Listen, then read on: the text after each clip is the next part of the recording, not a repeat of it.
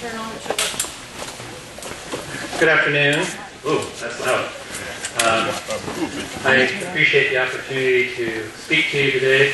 I think the most important thing, if you're going to sell optics, is you need to be passionate about it. You have to really believe in the quality of the product that you're selling. How many of you currently sell binoculars in your stores? A lot of you. Very good. How many of you carry the Vortex brand of binoculars? Almost the same amount. I remember when I first opened my backyard wild bird store in Prescott, Arizona, we didn't sell any optics. And the first time I went to Birdwatch America, this was many years ago, when it had a lot of optics dealers coming. There was Brunton, and there was Alpine, and there was, Swarovski, and there was Zeiss. And it was a little overwhelming looking at all these different dealers. But I gravitated towards Vortex, and I'm very glad that I made that decision. I've never regretted it. If you're not carrying binoculars, one piece of encouragement that I could give you, it's a way to diversify your business. I know in my store, stores in Arizona, I'm very heavily weighted on birdseed sales. And with the rising cost of birdseed, I'm looking at ways that I can diversify my business and get into some other categories so that if birdseed sales fall off because of the price or the cost of birdseed, that my business can stay healthy and vibrant. So if you're not selling binoculars, I see that as a way to diversify your store and get into another category. One of the advantages, of course, with Vortex Optics in particular is that Goldcrest distributes them. And so there's no order minimums other than you can hit your $300 minimum very easily. That's a really quick delivery. It requires a minimal investment. And Vortex Optics has great customer support. They're fabulous. They'll provide you with risers like the ones that are up here. And so, they'll take care of everything that you need. They'll provide you with brochures and point of sale information. And I have a couple hundred of these brochures up here all about optics. If you'd like to take some today, please feel free to come up afterwards. I'm going to start with a quick analogy. Most of you are probably old enough to have had the experience that when you were a child and your parents took you to a shoe store to buy shoes, because that's where you used to buy shoes, you went to a shoe store, that there was a clerk that would sit on a little stool in front of you, and they would put your foot in a little contraption, and they would squeeze it together and push the toe down, and they would measure your feet, and then have you stand up and put your weight on it, and then they would actually bring out the shoes, and they'd pull out the paper, and they'd lace it up, and they'd put it on your foot, and they would tie it, and they would feel your toe, and then ask you to walk and come back and sit down and have it feel, and then they'd put on the other foot. Remember having those experiences? Well, guess what? That's how selling binoculars is, in my opinion. I'm going to give you some of my experiences. When you have a customer that's interested in looking at binoculars, you need to be able to devote a lot of time to that customer, preferably uninterrupted, but I would allow at least 20, 30 minutes to make a binocular sale, and I really mean that. Men, as you know, are different shoppers than women, though. Men oftentimes will come in and say, I'll take that, and you're done. But I personally like to give that personalized, individual attention, because buying a pair of optics is a lot like buying shoes. Everybody has different facial structure. Their intrapupillary distance is different, or their eyes are deeper set, or their face is flatter. There's just different things that maybe have small hands, and reaching the focus wheel is an important consideration. And I like to take that individualized time with every customer and teach them how to use their binocular, teach them how to set the diopter setting, to make sure that they have the binoculars crimped close enough together. Obviously, the little thing about rolling up the eye cups or rolling down the eye cups if they're an eyeglass wearer or a non-eyeglass wearer. These are things that most of your customers don't really understand or know about, and it's important for you to train them and teach them so that they have a really positive and good experience. Now, in my store, a lot of times people come in and say, I want a little pair of binoculars. And to me, I feel like I'm doing a disservice if I sell somebody a small pair of binoculars. That might sound funny to you, but I'm an avid birder. I've been a birder since I was about 5 years old. And I would not go birding with a pair of binoculars like this. The ocular lens is too small, the objective lens are too small, and the quality of the lenses and the prisms really aren't that good by comparison to a more expensive binocular. And so you have to have a strong belief in the quality of the binoculars that you're selling. And you have to have the attitude and the opinion that you are helping this person make their connection to nature. I can honestly tell you, I've never had a customer come back to me and say, gee, I'm really sorry I bought such a good pair of binoculars. It hasn't happened. I try to upsell. When I have a customer that's interested in looking at binoculars, I show them the best pair of binoculars that's available. I start with the best and then I work backwards instead of starting with a cheap pair and working up. And somewhere along the line, they're probably going to find a pair that they're comfortable with, price-wise, and that's comfortable to their hand and for their facial structure and that they're happy with. But I can honestly say I've never had anybody disappointed they bought a good quality pair of binoculars. And invariably, they'll come back and tell me how much they're loving them and how much they're enjoying them. And so you've really got to look at it like you're doing them a service. You're helping them improve their connection to nature and their experiences with nature. A very important part of selling binoculars in our stores is getting the binoculars in the hand of the customer. I was just recently at some bird stores, on a little road trip. One of the bird stores I went into had a little wooden case that was mounted on the wall with like glass, and it was locked, and the binoculars were in this little glass case. Our store, our binoculars are right out in the open. I know this is kind of a goofy picture because I'm in it, but if you can see that, I know some of you are kind of far away, that glass display is completely open. There's nothing locked. All of our binoculars are completely accessible 24 hours a day to the customer. And I think making your binoculars accessible to customers increases the likelihood that you're going to get sales. If you have them behind a counter or in a locked display case where they have to ask permission to see them, I think that's detrimental to just an impulse type sale. You'd be surprised how many binocular sales are impulse. They have no intentions of coming in and buying a pair of binoculars that day, but they're there and they start fooling around with them, and before you know it, they walk out the door with a brand new pair of binoculars. That's not going to happen when they're locked in a case typically, okay? So I feel very strongly about that.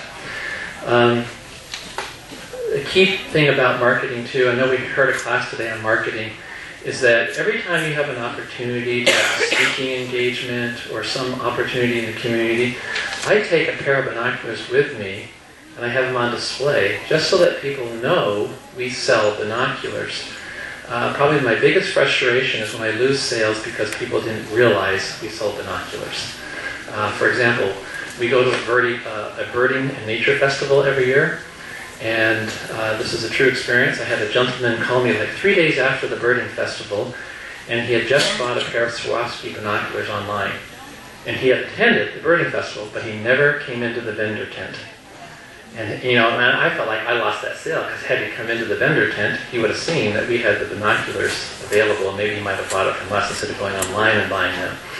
So sometimes, for some reason, people just don't associate a bird store with carrying binoculars, which seems counterintuitive. But you need to let people know that you sell binoculars through whatever means of advertising that you use. I do a lot of radio advertising in my market.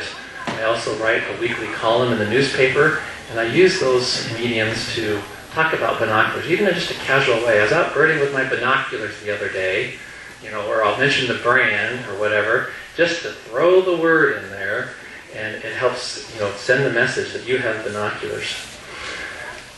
Besides being passionate about binoculars, probably the most important thing is being knowledgeable.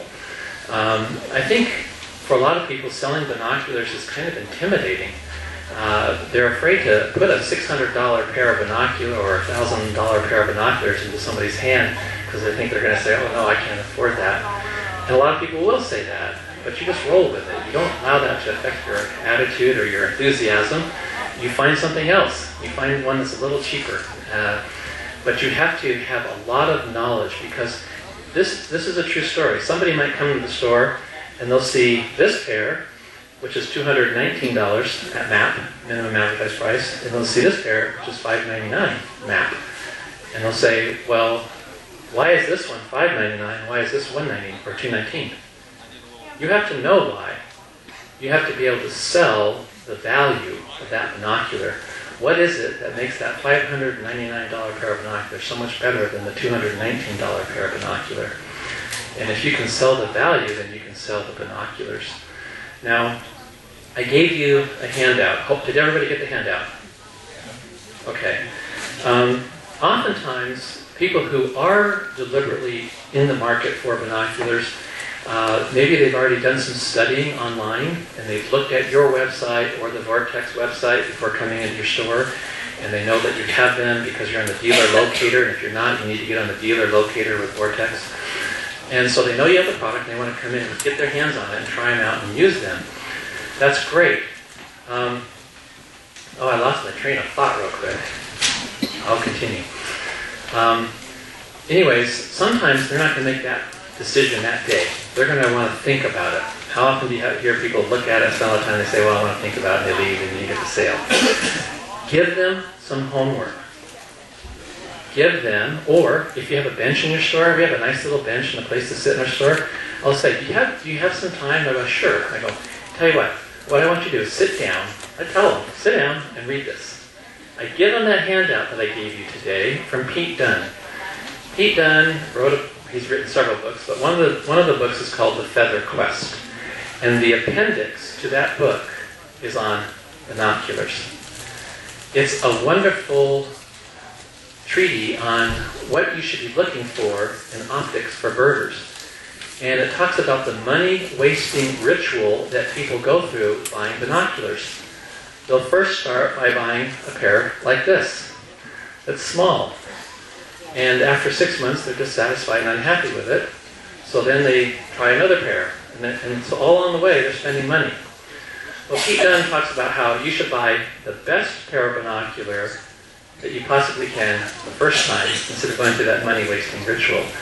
And so as your customers read this appendix, it rings true to them. They're like, yeah, and guess what? It helps to close the sale, and it helps to get them to buy a better quality pair of binoculars. Because most people, they start at the low end. They just like, well, I want a cheap pair of binoculars. It's like, no you don't. You don't want a cheap pair because you're going to be dissatisfied with them. You're not going to be happy with them in the long run. And you tell them why. And then you show them why.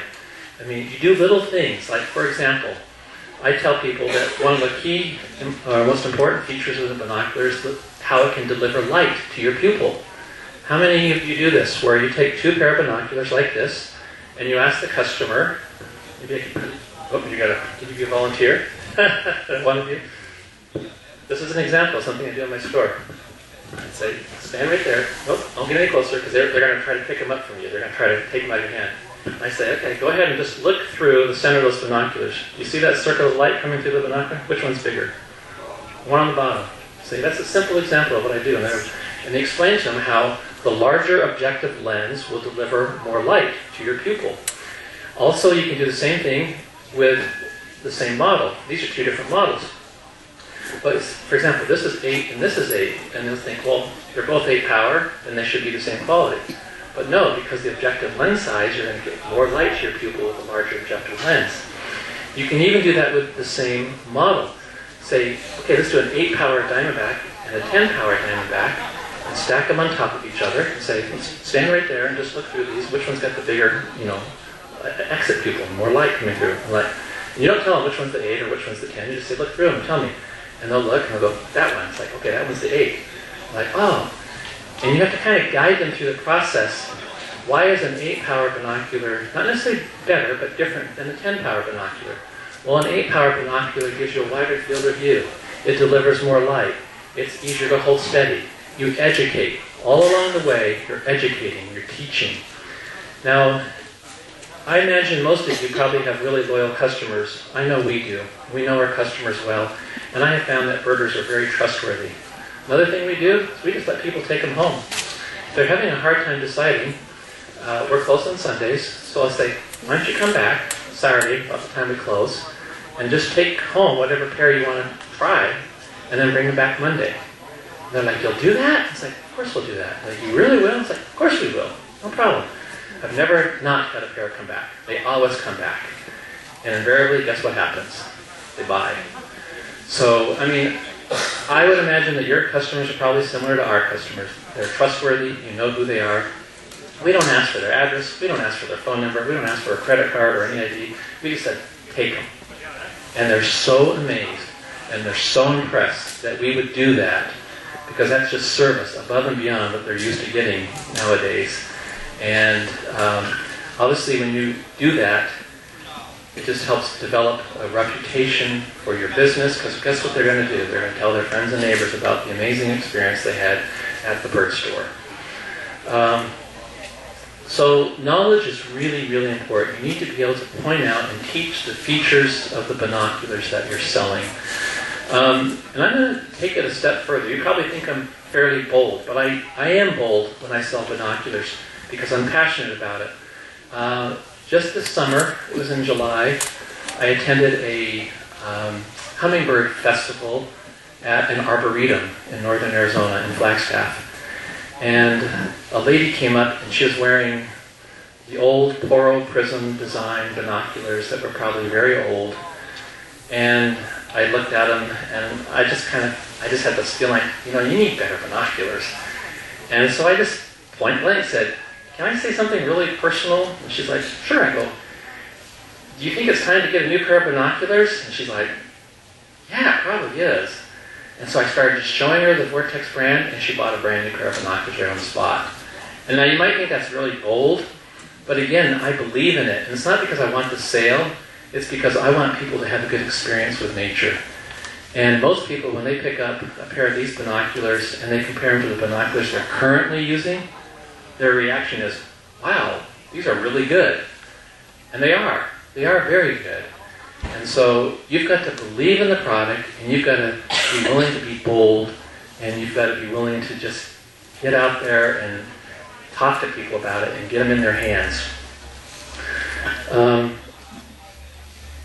I think sometimes salespersons are hesitant to show customers a high-end product, afraid they'll lose any sale, and that the price will scare them away.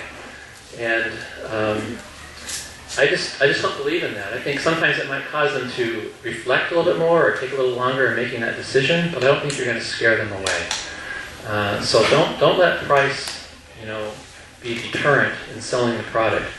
I think too it's important to have a wide variety of price points. There are those people who really do want that small pair of binoculars, and no amount of training or teaching is going to convince them that they should buy a larger full-size pair. I personally believe in the full-size pair, not the compacts. But that's more of a personal decision because I'm a birder. But sometimes people are traveling abroad and they want something that's lightweight and small for packing and for carrying around. You need to learn how to overcome objections, and I think that's an important consideration. It's kind of some selling skills. If weight's a factor, in our store where we have our binoculars set up, I have the neck strap on a pair of binoculars, and I have a harness strap on a pair of binoculars. And so I'll throw on the pair of binoculars with a neck strap, and I'll demonstrate. I'll say, you can see how when I bend over, my binoculars like this. They're swinging and they're loose.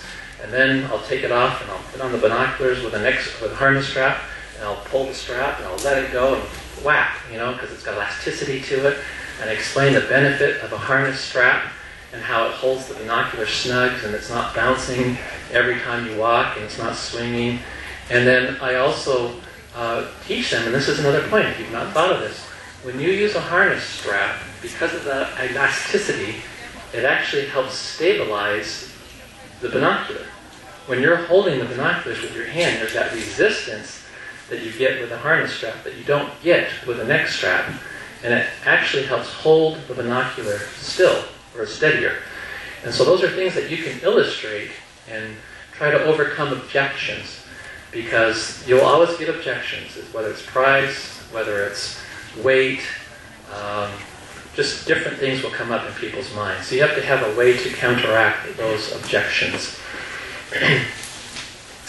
I will point out, I know I've mentioned Vortex a lot, and I probably shouldn't be so biased, but I am. I've enjoyed working with Sheltered Wings, Vortex Optics for many years because of their incredible customer service. And if you order from them, you know what kind of customer service you get. It's just phenomenal. And like I said, the advantage is that Goldcrest carries those products. And it's nice because you don't have to have a certain number of SKUs. I know when I was looking at carrying binoculars originally, some manufacturers had minimums that you have to carry so many SKUs, and there isn't that requirement. You can order just one SKU, or you can order 5 SKUs. It doesn't really matter with Vortex or with Goldcrest, so that's one of the advantages. As far as what we do in our store, just to kind of give you some numbers, so we'll keep out an 8 and a 10 of the Razor, an 8 and a 10 of the Viper, and then we'll keep out an 8 and a 10 of like the Diamondback, and we'll put out an 8 and a 10 of the smaller Diamondback, which is an 8 by 28 and a 10 by 28. And then I have some older models that they discontinued that I'm still selling through also. But I try to keep out a variety of different price points so that you can work with people. I know this sounds tacky. It sounds like I'm probably a used car salesman, but oftentimes when a new person comes in, it's good to know kind of their price point. It's like, I want to buy a pair of binoculars today. It's like, okay, I mean, where do you start? So, sometimes when you go to a car lot, they say, well, how much do you want to spend, right? You hear that. So I ask customers, well, what kind of a price range are you thinking of? And if I kind of know the price range, then I can direct them and save some time, and it helps meet what they're looking for. So that's important. We also have in our store tripods set up with scopes on them. And of course, we encourage customers to take them outside and look through them too. That's really important. And I'm sure you do the same thing. The most important thing is just to get it into the hand of the customer. Particularly if the store is busy, because I like to spend one-on-one time, and if I have to pull away and go ring up an order and come back, I'll say, well, take them outside and I'll be with you in a few minutes. And so they get to play with them some more. And then it's really good to actually give them several pair. And say, because they want to compare. And they'll, try the 8 by 28 and then try the 8 by 42 or the 10 by 42, and have them sit down, set it down and try the next one. And one of the things I do as part of the education and the knowledge is, can I get you to come up? Do you mind? We don't have a bright source of light, but if I could get you to look through those, go ahead and crimp them together a little bit. Look through them in the direction of the outside. What I do is I'll stand and I can see the exit pupil on her pupil. I can see the light on her pupil. And I'll say, okay, you've got that right. And then I'll walk around over here and I'll look and I'll say, yep, that's perfect. Because believe it or not, some people don't know how to get that setting just right, whether it's the interpupillary distance or the eye cups. And so that beam of light, that exit pupil, is hitting them over here, or it's hitting them on their eyelid. And they're like, I'm not getting anything at all. I had that happen just this past Saturday. I was working with an elderly lady, and she was having a lot of difficulty seeing well. And so I stand on one side and I look, and I make sure that that exit pupil is hitting their pupil squarely, and then I walk around and look, check the other eye.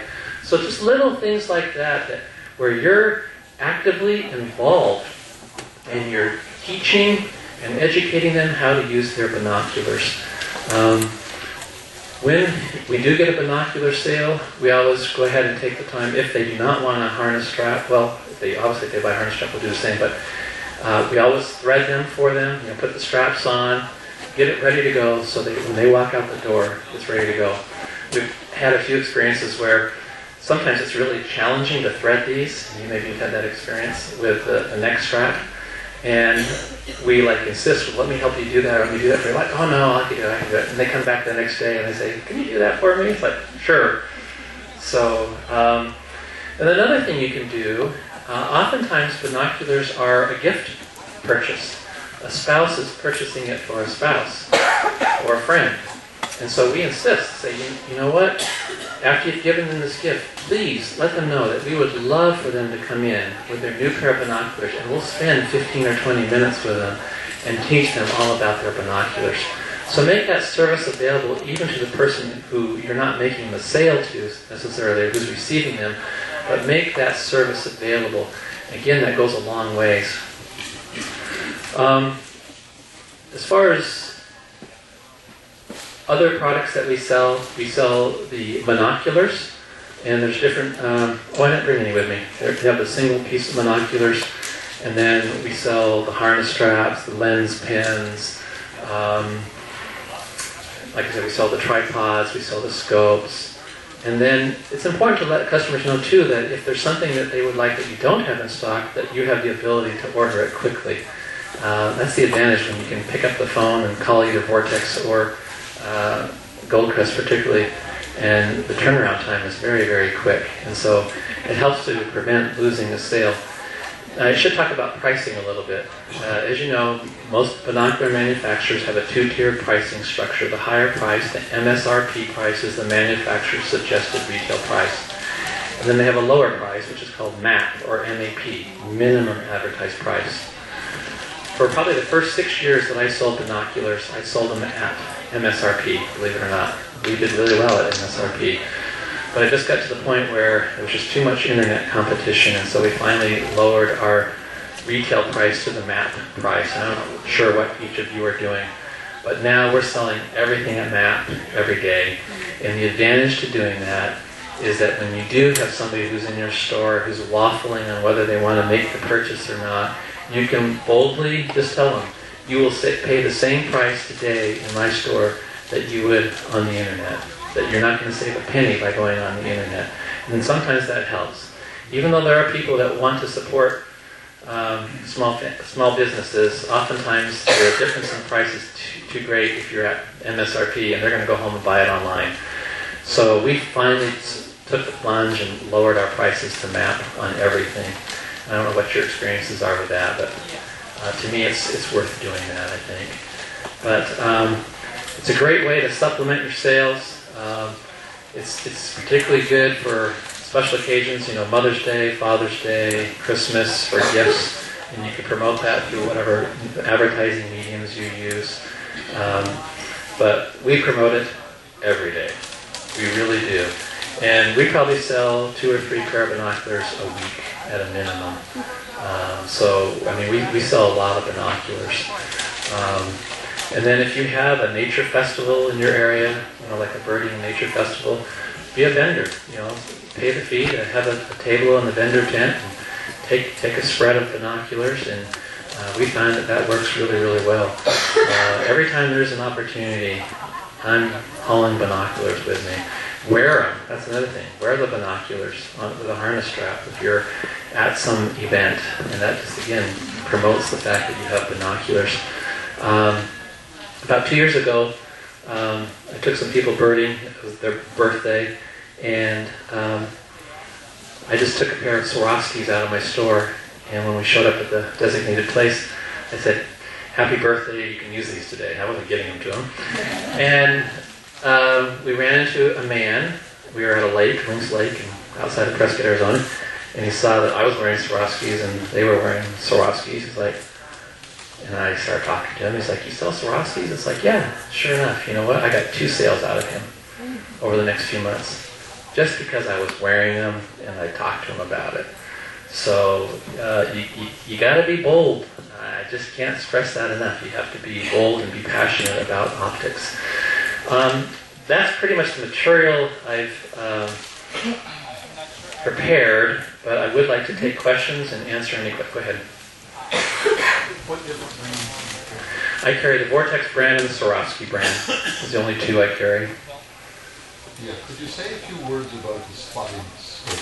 Sure. Is it useful for bird watching? It has the advantage that you can clamp on a camera and take photographs.